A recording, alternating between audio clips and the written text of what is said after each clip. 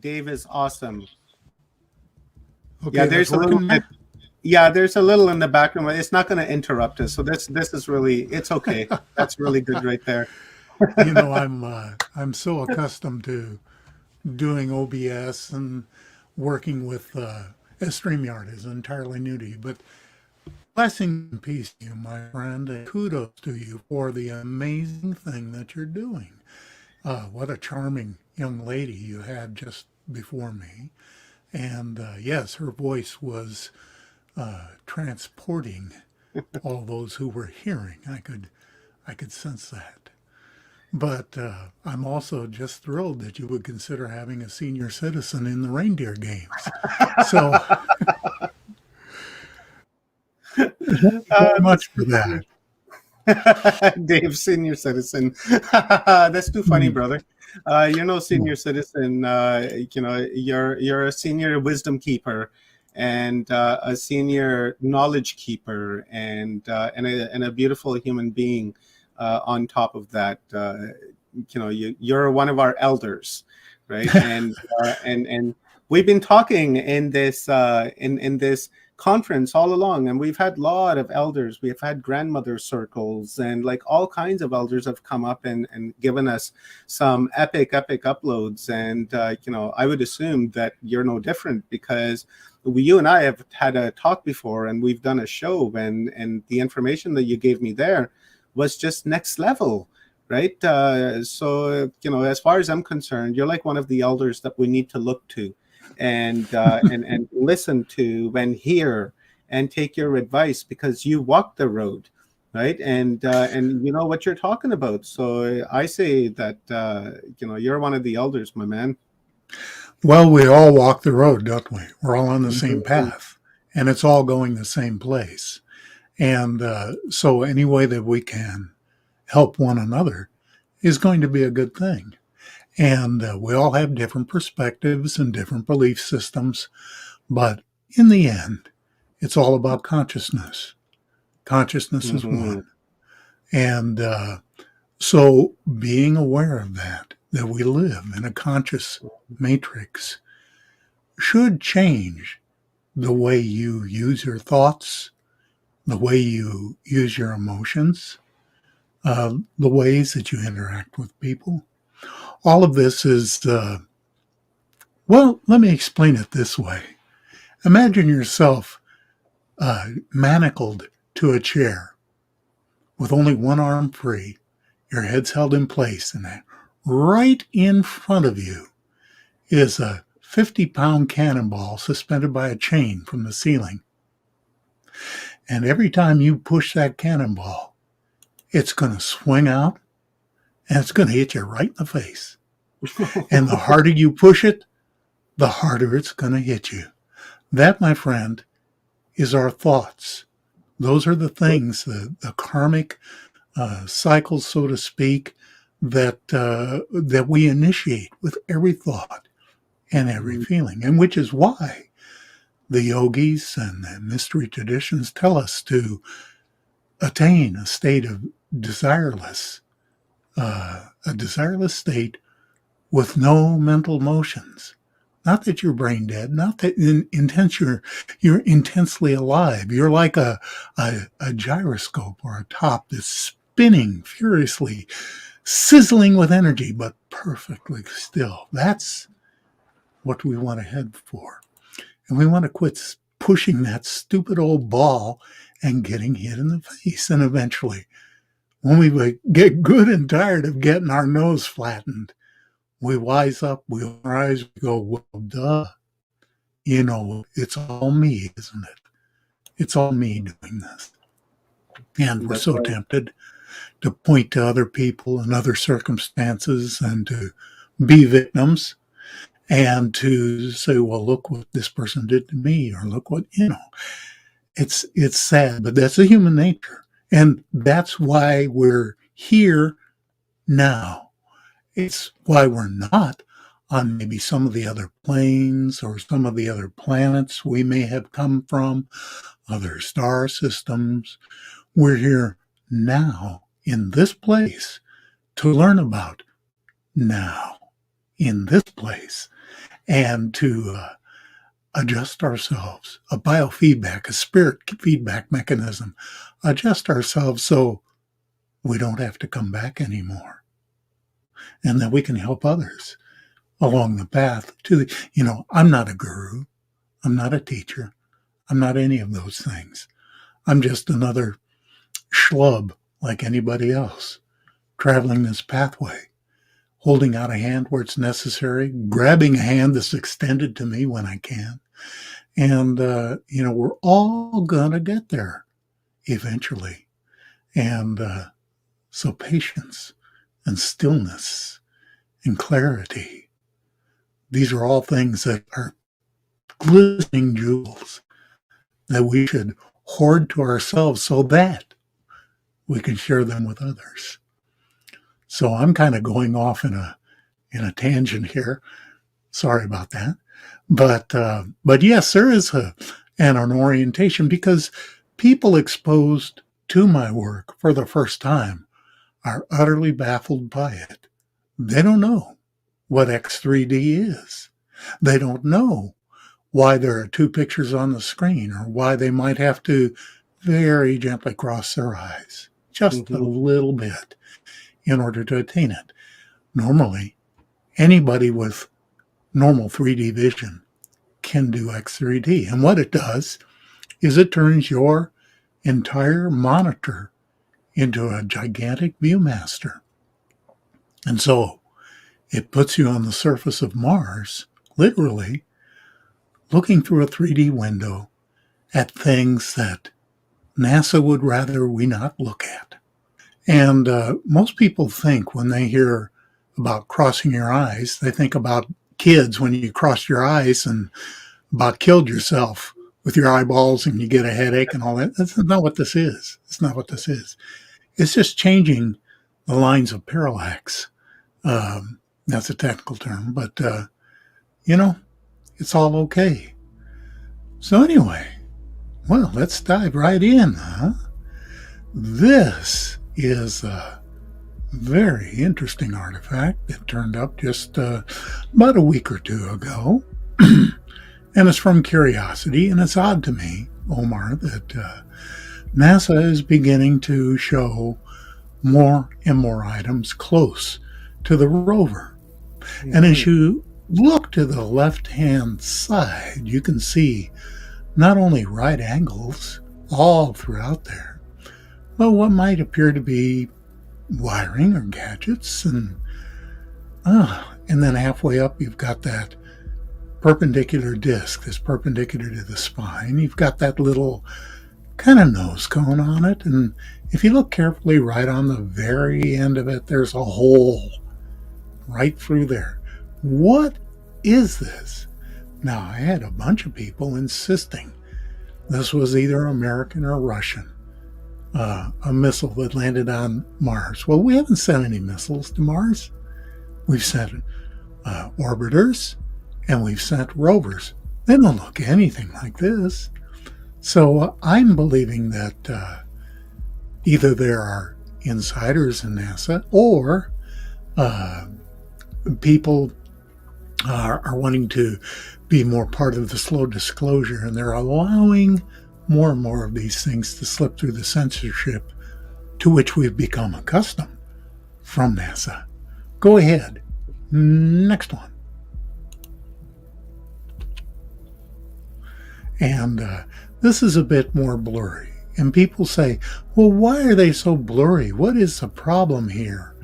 And the problem is that if I showed you the context view, you would see that this was far, far away from the rover, right at the top of a ridgeline. And we try to make things as clear as they can be.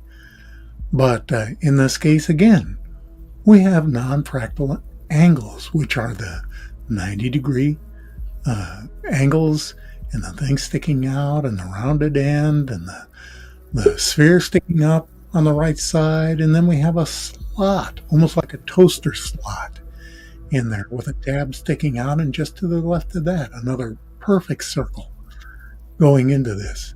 So, pardon me, the reason we would use a blurry shot like this is because the non-fractal math speaks through the lack of resolution or the obfuscation that NASA puts in it.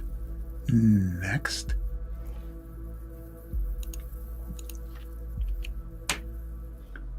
And here we find something that's not actually entirely non-fractal, but it does look like a section of a bowl. You'll notice that that rim is equally thick all the way around, that it's hollow, and that it has what appears to be markings or layers to it, striations around the outside. Could erosion account for this? Yes, it probably could. But this is one of those things that I call an artifact candidate. Next. Here's another kind of a blurry image. This is a debris field from Curiosity 2783. And I should point out that usually, in fact always, I include a context view before we go to detail views. But for the interest of brevity, we haven't included those. The context view gives you an idea of distance and size and geology and the other aspects of the anomaly that we point out, so that the average person can make a pretty good educated guess about how far away and how big a particular object might be. The interesting thing about this, Omar, is that this appears to be a cube, almost like a computer enclosure that's been divided almost into a window pane inside with 4 sections dividing it into 4. And then you look on the left and you have 2 knobs on the side of the box, on the side of the edge. So this is definitely non-fractal, and it qualifies as an artifact. Go ahead to the next one. This is one, people are very inclined to see faces and trying to make sense out of chaos. And so if you look at the very top, inside you see 2 big kind of square eyes and kind of a nose that hangs down and a big open mouth and some other stuff going on and a bunch of stuff that looks like carvings going into this cave and all around it, really. In fact, this entire cliffside is covered with material. But this, I don't think it's a face so much, but it appears to be an entrance into a tunnel. And there again, this is definitely non-fractal. Next. And I just threw this in for fun. This is what I call a Rooster Rock. And if you're looking at it in 3D, well, you can see that it appears to have a beak and a comb and a body and wings and a breast and tail feathers and all of that stuff, which is why I plunked a chicken down next to it. This is pareidolia. This is almost certainly not a carving of a rooster. This is a piece of rock that has been eroded and is angled towards us in such a way with the shading and lighting that our natural response through pareidolia is to assign this as being a rooster or a hen. I'm trying to be non-sexist here, but this is simply pareidolia. It's not an anomaly. It's just an interesting geological formation. Next. However, oh, wow. Look at that. We have these shaped blocks in Curiosity 3365. And by the way, in my videos, below each video are live links which will take you to each of the originals for these images. Also, in the data bar that I put in there, you see that in the upper left corner. I always put a short URL in there. So it's very, very easy to type that in if you're not anywhere near YouTube, and you can go see these originals for yourselves. Now, this one on the left is curious and compelling. I wouldn't call it non-fractal per se, very, very close, but no.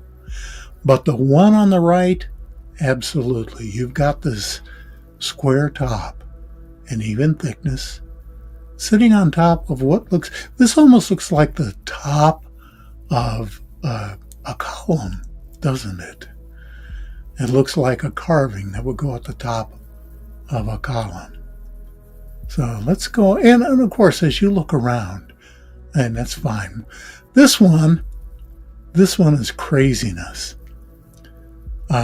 This is a big ball, if you're looking at it in X3D, a big ball of wires and components and fixtures all sticking out. And throughout it, you can see squares and straight lines and circles and pieces that if I had the use of the cursor, I'd mark them. But you can see triangles and you can see items that definitely are unnatural. What is this? Well, I suspect it's something akin to a jet engine or some very complex machine that has been mud fossiled and torn apart and eroded by millennia of wind-driven sand to reveal the wiring and the pieces that are within it. This is clearly an alien artifact. Okay, let's move on. And I like this one because we've got right at the top in the center what I call a whistler.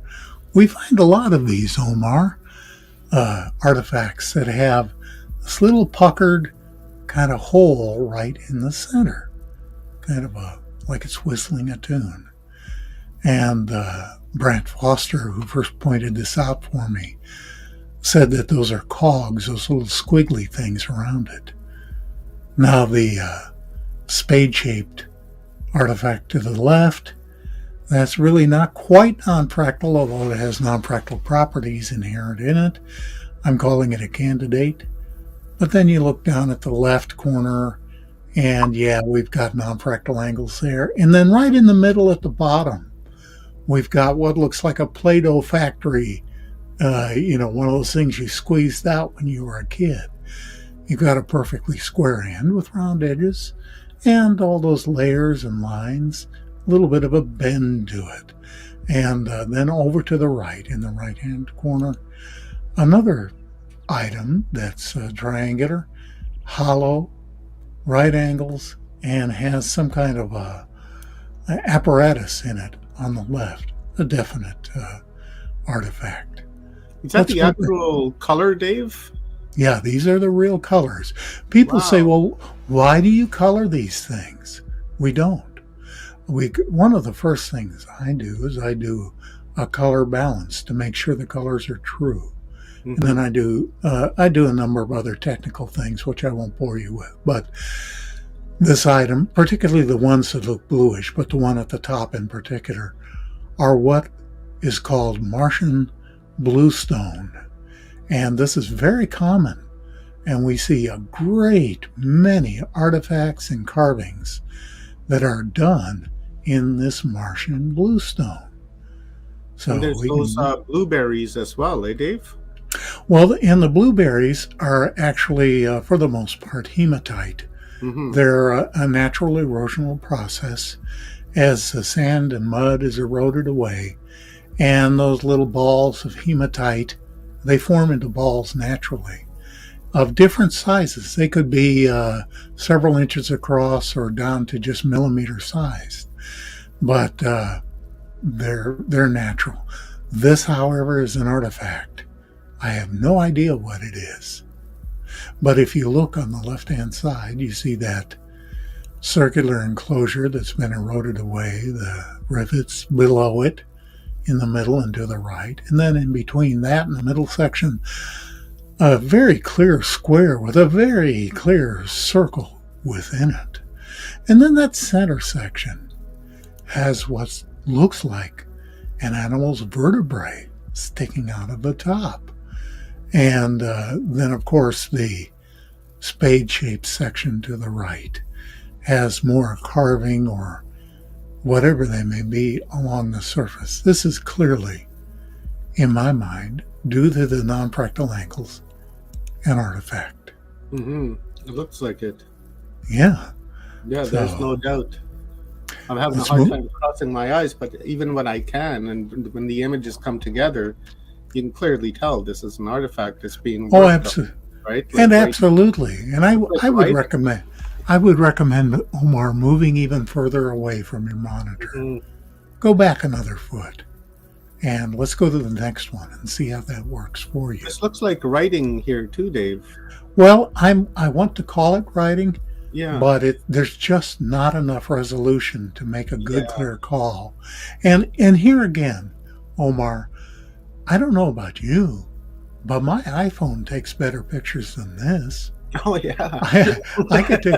I could take pictures and then zoom in on smaller objects, and this thing is about 6 feet across. Okay? Yeah. I can zoom in on things, and they're much more clear than this. Yeah, my wife does that with clouds all the time. She's like, "Look, there's a UFO in it," and she just zooms right in, and it's clear as day. Yeah, and so they're messing around with the images. Now, here is something which many people would say, "Oh, well, that's just erosion, or that's natural." No, it's not. Look at all the right angles. It's a hollow box. And look at all of the right angles on the top surface and the fact that it has all of this striation revealed. This has been heavily eroded and corroded over who knows how many thousands of years. And this is the remains of what I believe a housing of some kind for either a machine or maybe part of a structure. It's not at all natural, and in fact, being non-fractal, it is in fact an artifact. And also, it looks like it's underwater, Dave. Well, right? Like the sky is reflecting in the water there, and then the waves themselves looks like they're reflecting the light. Right? Of course, in 3D, you can see that it's sitting on top of the sand. And it's a very common thing for people to consider this sand to be water. Mm-hmm. But when you examine the context image, which isn't available right now, you can see that it's sand. Now, there are definitely images that do have in what I believe to be water in them. And I have images of water, not in this selection that we've had for this interview, but yes, there is standing water on Mars. And of course, NASA has announced that they've found water on Mars, both standing, running, and seeping, about 2.5 years ago. And of course, we've been telling them that for almost 10 years. And, oh, look, it's true. Here's another item that would be normally ignored by the average person. But you look at these arcs that are pointed out by the arrow. This item looks almost like a clamshell that's been opened up. Those match each other. In fact, both sides have matching items. And then if you look above the right arrow to the side of it, you see a rounded and rectangular ended slab that has a cross piece in it and a couple of rivets. That is not natural. That again is not fractal. And so, despite the various naysayers and haters out there that say you're full of beans, this is nothing but a rock, what's wrong with you? Well, that's fine. You can say everything you want. But the math, Omar, does not lie. Non-fractal math will always reveal the presence of intelligent agency, and that's what we have here. I So, don't give those haters any energy. They don't know what they're talking about. They're just glad yeah. what they heard on the news, and that's it. And they're always going to be present. And, Hmm. you just think, okay, well, second density, third density, whatever. And now, this, Omar, is an orbital image of something that my friend Jean Ward pointed out. This is from probably about 100 miles out in orbit. Of course, it's been zoomed in a great deal, and I've made it as clear as I can. But this appears to be some kind of craft sitting on top of the surface. It's got the, of course, non-fractal right angles and triangles, and it's got those fins in the back end. And good grief, I mean, how much more clear do you need this to be? As I recall, Jean saying that this was approximately 60 feet across, 60 to Wow. 70 feet across. So this is a good sized object, and Hmm. entirely not natural. Almost So like it's the a, size of our airplanes. yeah, actually, it almost looks like if you cut this out of cardboard and you could throw it and it'd fly, you know. Hmm. Looks Uh, like there's a cave here as well, like a mega cave, like right there. well, yeah, there are openings everywhere, Hmm. and of course, strange objects that can be pointed out. And I in my videos I don't point these out because you get lost in the weeds and people get bored, and the video Hmm. is 3 hours long. I try to keep things moving along and show them things that have a certain amount of punch and pizzazz to them to keep viewers' interests. And it's interesting, Omar, that about 8 years ago I started a YouTube channel in X3D, and there was absolutely zero interest. Just nobody was interested in it. And I finally just gave up on it. And then a couple of years ago, I decided, you know what? And I had a Facebook page, and I'm showing images in X3D and training people in X3D. And I thought, let me try the channel again, and maybe it's time. Maybe people will catch on.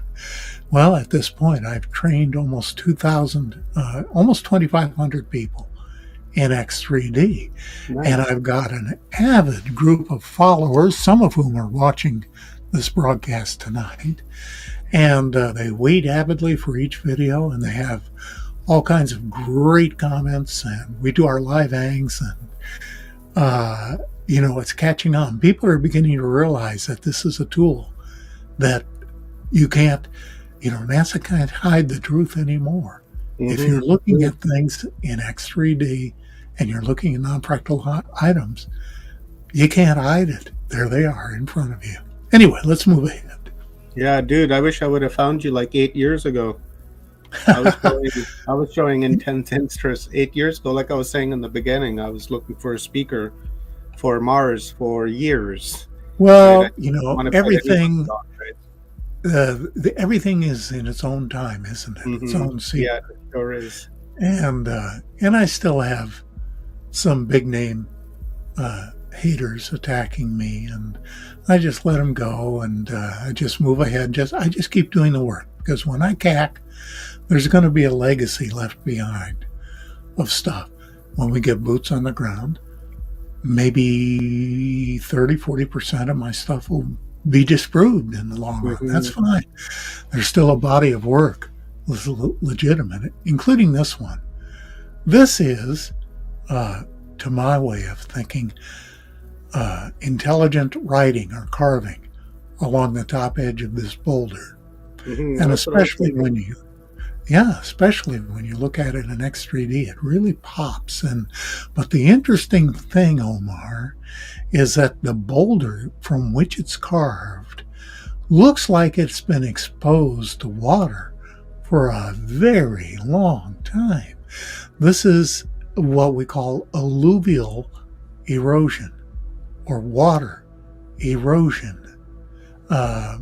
So it tells me that maybe just this portion of the boulder was underwater, or maybe the boulder was turned so that the writing was buried, but the rest of the boulder was eroded, and then it eventually, got tumbled out somehow. I don't know. This is 4 or 5 feet across. And by the way, if you look around this image, you're going to see squares and, round objects and other carving and other things that are anomalous. There's always all kinds of things. Like this piece right here. Well, sure. It clearly has writing on it. This right here. Yeah, that's more. It looks like it's been worn away. Yeah, just like this part right here, right? And then the rest is sticking out. Yeah. Pretty far out. And like an object here, like a pot. Yeah. Right, like a clay pot. Very interesting. There's all kinds of stuff in this image. And, it's like I tell my viewers, Omar, that when I grew up on the Mississippi, and we did a lot of fishing out in the sloughs. And one thing I learned early on is that when you see one water moccasin, you can bet there's another one nearby, because they mate for life. And so you might be busy trying to avoid the one that's on the bank, and the other one is in the tree right over your boat, So you just got to always be aware. And it's the same with Martian anomalies. If you find one, most of the time there's another one or several right nearby. I don't know if this is pareidolia, Dave, but this guy right here, this is elongated. This is not the first time I've seen this on Mars. Like, it looks like it's got 2 eyes and nose, nice big nose with a mouth, round and face. That's a temptation. That's a temptation, isn't it, to call it a face. But generally speaking, unless you're seeing something that's really super clear, like Mount Rushmore, where there's just no arguing that those are faces right there. Some will argue. And we do have a couple of items that qualify as statues. But I would say let's push it up to 97% of the faces that people see are pareidolia. And it's wishful thinking. Here's some more lettering of the same kind from a different day and a different camera. And but the same lettering along the top side. And if you look to the left side, you see this long, extruded triangular piece that's non-fractal. It almost looks like something that's been manufactured. It makes me think that these 2 pieces were part of a building that were, of course, shattered, broken, and tumbled in the global cataclysm. But anyway, we can move ahead if you like. And more lettering of the same, exactly the same lettering. Now, we either have the identical erosional process creating figures in parallel lines with squares and circles and slanted objects and angles, or we have what I think is writing. I'm pretty well convinced that all of the last 3 images we've looked at are actually carved writing in the stone. And these are just remnants, bits and pieces. We know, Omar, that the global cataclysm that hit Mars was nuclear in nature, that it bubbled all the oceans sloshed out of their basins and eradicated everything along with the nuclear blasts and the windstorms, and the oceans boiled off into space and nothing was left. Everything was jumbled into a blender and buried in mud fossils, mud and water, sinking into the ground and gradually gravitating towards the poles. And we now know that there are vast underground pools and reserves of water on Mars, and we see seepage, and we see small lakes, and we see even small waterfalls. But the remains are so badly broken up, so badly eroded and corroded, that it's tempting to say, well, those are just rocks. But when you look at them with even an amateur archaeologist's eye, and with an eye towards non-fractal angles, these are definitely artifacts that are being revealed. Let's move ahead. You think the half the planet, it seems like it's been worn away, like something tore half the planet off the surface of it, because we see one half of the planet is normal, but then when we go to the other half of the planet, it looks like it suddenly drops in elevation and matter and material. So this, whatever it was, it must have been huge. And I wonder if that's the cause of like this extreme destruction of like these artifacts and buildings and such. Here's my opinion and speculation based on the research of Dr. John Brandenburg and Dr. Emanuel Velikovsky. And that is that at the same time, there was a planet between Mars and Jupiter. There are various names for it, but some have called it Marduk. And that was destroyed in some kind of cataclysm, which resulted not only in the asteroid belt, but in the heavy bombardment of Mars. At the same time, in my opinion, that the destruction of Marduk took place. This entities, whoever did this, detonated 3 nuclear devices in the atmosphere of Mars from orbit. These were gigantic nuclear devices, according to John Brandenburg. And these absolutely, along with that bombardment of asteroids and huge rocks, stripped away the atmosphere, boiled off the oceans, ripped everything to shreds, irradiated everything. And to this day, the atmosphere is humming with radioactive isotopes, xenon-129 and krypton-80. And those are usually, about 98.9% of the time, only created in nuclear fusion.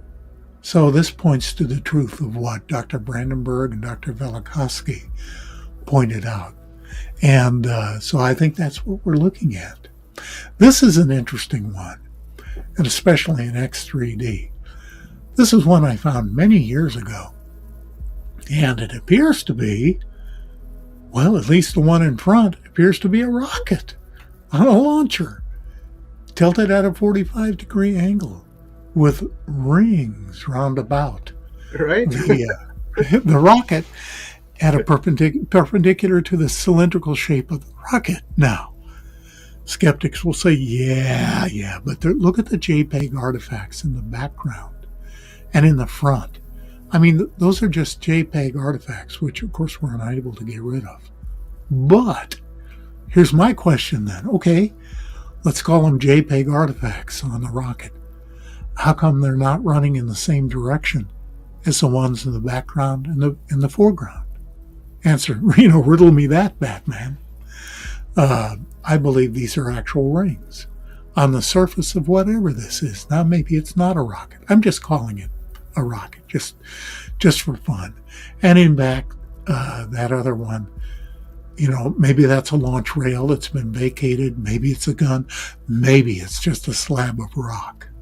But whatever this is, it sure ain't natural, Jack. So anyway, let's go ahead and move on. We have a few more to look at. I think we're about out of time, aren't we? Yeah, we're almost there. Say we got about 5 or 6 more minutes left, Dave. Let's look at this one, and then let's get rid of the rest of the images, and we can just talk a little bit as we ease out of our encounter. But this, oh my gosh, especially if you look at this in X3D, I have no idea what this is, but this is so clearly an artifact that I can't imagine anyone arguing with it. It's sitting on a square base with a rim, equidistant rim. It's got those triangular openings, almost like vents on a car or a cooling system. Then it tapers off into these conical structures that come to a point. I mean, all we can do is speculate. But what I do know for sure is that this is an artifact. There are too many non-fractal angles to call it anything but. Yeah, look at those angles. Oh, yeah. Jeez, look at that. So let's talk a little bit. Yeah, let me come the rest of the angles and bring me back into your studio. And thank you, by the way, Omar, for putting this PowerPoint slides together. I knew that was extra work for you, and I appreciate you doing that because I know you have your hands full with this epic project that you're creating, and this is one for the centuries. Sure is. This is something that I think people will be watching in bits and snippets and in maybe even the entire thing for decades to come. You've had a lot of wonderful people, wonderful souls contributing to this. And so, again, kudos to you, my friend, for a remarkable project. And thank you so much for letting me participate.